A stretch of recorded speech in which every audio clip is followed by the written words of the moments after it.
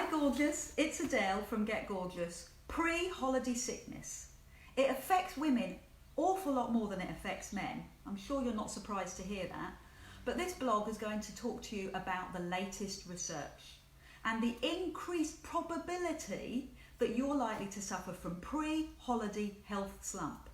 In the days and the weeks before your holiday, do you become unwell? Do your stress levels go through the roof? Well, what that means is that you're going to be more likely to be susceptible to holiday sickness. Do you suffer from that? Do you suffer from stress, organising everything before you go away? It's the peak in the stress level that is so interesting to health practitioners and heart practitioners, cardiologists. 44% of women, that's a big percentage of women, have described an added burden when it comes up to the lead up to a holiday. The working week is busy enough. Deadlines before a holiday means that your immunity is lower and the increased probability of holiday sickness. So this blog is going to discuss those factors. What creates it? What creates that feeling of stress? I'm also going to discuss the latest research, which is terribly interesting. And of course, this is always positive. I'm going to offer you tips, things that you can do to reduce your stress levels from that pre-holiday overload. We all love a holiday. We dream and fantasize about our holidays. The holidays are the perfect time to reset your health, recharge your batteries, unwind. And it is perfect, it's untainted by the everyday life, so you can have a really good idea about where you want your life to go, your life direction. And this all happens when you're away from the everyday. Yes, that does happen about 3 weeks into the holiday. The build-up can be absolutely catastrophic for your health. Pre-holiday stress. What causes it? I'm not simply talking about packing for you and the 10 other people in your life. Portsmouth University has described the increased stress before a holiday and the increased worry that women have is based on a number of things. Importantly, it's the image that we have, the preconception, the fantasy of the holiday that we're going to have. Everything is built upon that week or 2 weeks in the sun. And that feeling of utopia can easily be diminished in the weeks leading up. Oh, what if I've done the right thing? What if this is going to be okay? Then you've got things like caring for others that you're not taking with you, pet care, granny care. Obviously, you have the day-to-day worries of the passports and the visas and the cars. And then there's the creams and the lotions and Johnny's eye drops. Have you been to the chemist? Have you picked this up? Traffic chaos, increased anxiety before your holiday. And women have to do this not just for themselves, but for everybody else, home and abroad. So that's one of the big reasons why holiday affects women more than men. Sorry chaps, but it's true. And then if you add in a couple more traumatic events, what if the traffic on the way to the holiday, or there's an accident, or the kids are sick, or you lose money? It's the peak in stress that health practitioners, and in particular cardiologists, are particularly interested in. That peak stress. That peak stress overload, that climax to stress, abrupt intensification means that it has an effect on your heart. The stress hormone, cortisol, is going wild in your body. Your blood pressure spikes, and this can have an effect on the left ventricle of your heart. It is the main area that pumps blood around your body. It's the main pump chamber.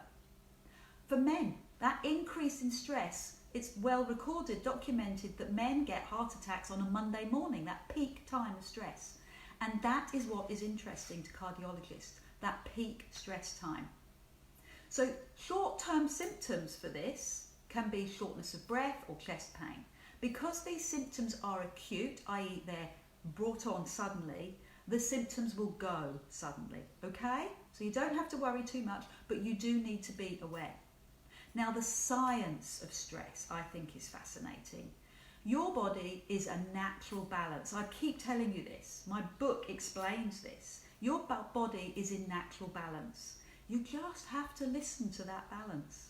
So in times of stress, your body lifts the sympathetic nervous system, that fight, fright, or fight dimension of your body gears up. But you have a compatible parasympathetic nervous system, rest and digest.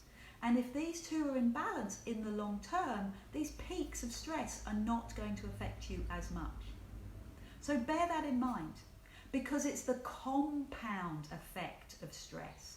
It's the things that you're already doing in life that increases the peak when it comes to holidays or anything else. And when I talk about compound stress, it's stress from your past, things that haven't been dealt with. Perhaps things like childhood trauma. This could be big or this could be minor. If you've got a poor resilience, if you're unable to offload easily, if you're building stress upon stress, then this peak is going to affect you more. And of course, the lack of social support, not having anyone to discuss this with, this compound stress gets worse. So here are your tips. Build up your resilience. Build up your resilience to stress. So when peak times occur, it's not going to have such a dramatic effect on you. How do you do it? Well, the first one's obvious. Build in a daily relaxation habit. Meditation has been proven to help. I know that meditation might not be an option for you. You're too busy or too stressed, and that's fine. Accept that. Don't go for a challenge that's going to make you more stressed. Do something really, really easy. A phone app. They are brilliant. I've got 3 phone apps and I've got about 15 meditations that I listen to, an awful lot, and that's going to help you in the long term. Look at your own health. You know, research at the moment is full of the fact that the more you look after your own health, your long-term stress is going to be better. Drink more water. And if you're struggling with that, join my free water challenge. Click the blog, find the water challenge, join it, do it, do something for you. And getting outside, we love being outside. It is good for us on so many levels. Forest bathing. Think about joining the walking challenge, another free challenge for you to get involved with. Click the blog and find out more. And that social support.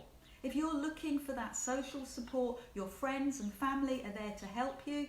But if you need somebody to take you out of your daily existence, somebody that's not just going to agree or disagree with you, a third person that can give you a view that you've not seen before, then let's chat. I like to chat. I like to know what's going on in your life. I am genuinely curious to know what makes you tick, and you never know, I might be able to help. So make that call, book some time for you today, find out what's going on in your life, and join me. I'd love to speak to you. And of course, there's Gorgeous. How to look and feel fantastic every day. That could be a good starter for you. It's an international bestseller in several countries, woohoo! And it's hit the #1 slot in lots of countries in 6 categories. So maybe that's a little thing that you need to do for yourself. Speak to you soon. I'm Adele from Get Gorgeous.